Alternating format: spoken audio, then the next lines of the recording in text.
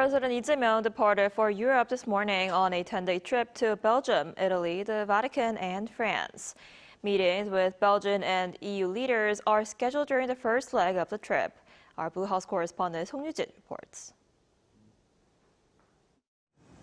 President Lee Jae Myung has begun his first trip to Europe since taking office, aiming to deepen ties with the European Union and key partners across the continent.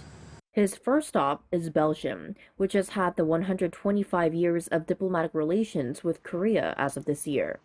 After meeting with members of the Korean community on Tuesday, Lee is scheduled to hold talks with Belgian Prime Minister Bart de Wever in Brussels on Wednesday morning.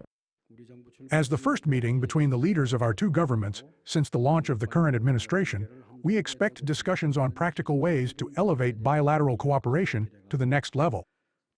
Seoul is particularly interested in expanding economic cooperation with Belgium, home to the port of Antwerp, Europe's second-largest seaport. In the afternoon, Lee is set to meet European Council President Antonio Costa and European Commission President Ursula von der Leyen.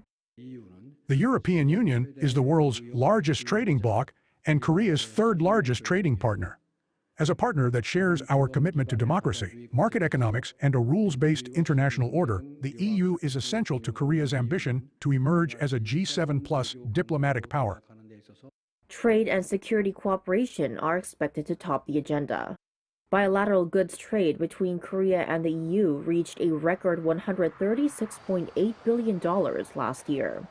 Also likely to be discussed is intelligence sharing and combating transnational crimes, building on the EU-ROK Security and Defense Partnership launched in 2024. After Belgium, Lee will travel to Italy, the Vatican, and France. Song Yoo-jin, ArirangNews.